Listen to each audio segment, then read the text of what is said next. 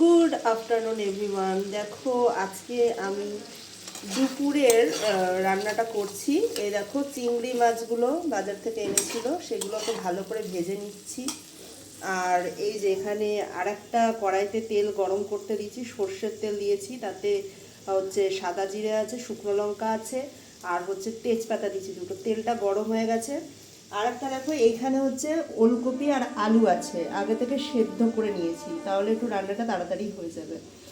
আর এইখানে হয়েছে, এখানে ওলকপি বানানোর জন্য আমি একটা পেস্ট বানিয়ে নিয়েছি। এতে রয়েছে আদা, কাঁচা লঙ্কা, পেঁয়াজ আর রসুন।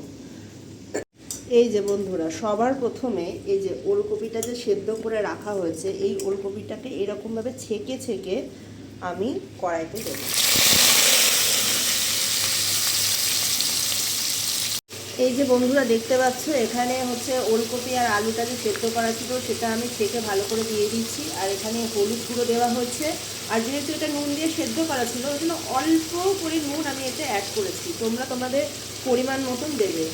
আর এই যে জলটা রয়েছে ওলকপি সেদ্ধ করার, এই জলটাকে আমি রেখে দেবো, পরে লাগলে আমি দিয়ে দেবো। এবার এটাকে পুরো আমি ভাজা ভাজা করে নেব।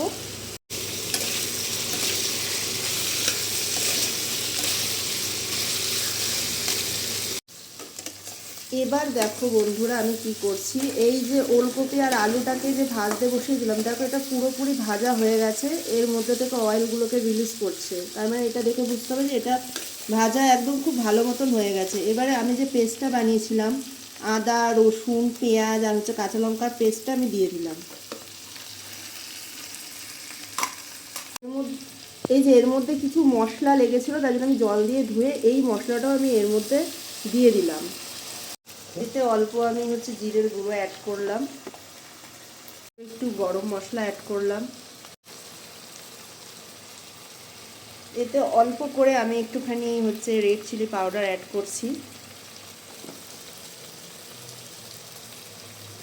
স্বাদ মতো চিনি দিচ্ছি, কারণ আমি একটু পরে টমেটো অ্যাড করব, সেই জন্য চিনিটা আগে থেকেই দিয়ে নিচ্ছি।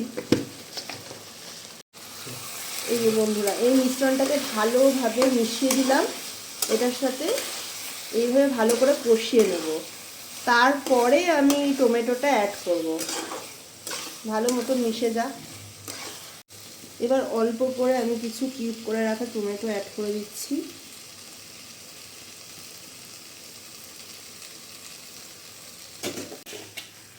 আবারও চলে এসেছি। দেখো বন্ধুরা, ওলকপিটা ভালো মতন কষানো হয়ে গেছে। আর হচ্ছে এমনভাবে কষাতে হবে যাতে এর মধ্যে রসুনের গন্ধটা যাতে না থাকে। তো আমি ভালোভাবে কষিয়ে নিয়েছি। তো এবারে যে এখানে যে ওলকপি সেদ্ধ করে রাখা যে জল আছে, সেই জলটাকে আমি পুরোটাকে দিয়ে দেব।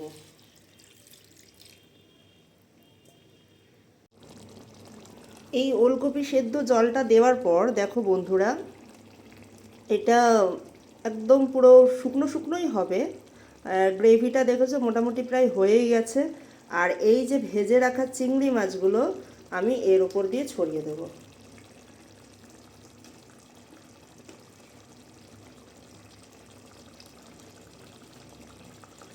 ব্যাস, এটা ভালো মতন হয়ে গেলে, মানে সেদ্ধ হয়ে গেলে এটা হয়ে যাবে। এটা পুরোপুরি একদম ফুটে পুরো মিশে যাক, এটা একদম গ্রেভি গ্রেভি হবে রান্নাটা, আর খুব টেস্টি হবে। এটা দিয়ে পুরো ভাত খাওয়া হয়ে যায়। এবার দেখো বন্ধুরা, আবারও চলে এসেছি। এইটা হচ্ছে একদম ভালো মতন চিংড়ি মাছগুলো ভেতরে ঢুকে গেছে। আর দেখো এটা জলটাও শুকিয়ে গেছে, একদম গ্রেভি গ্রেভি হয়ে গেছে। নুন টুন সব একদম ঠিকই আছে। তো একদম ওলকপি হচ্ছে চিংড়ি দিয়ে একদম রেডি। এখন শুধু গরম গরম ভাতে খাওয়ার পালা। তো তোমরাও একবার ট্রাই করে দেখো কেমন হয়, তারপর আমাকে কমেন্টে জানিও।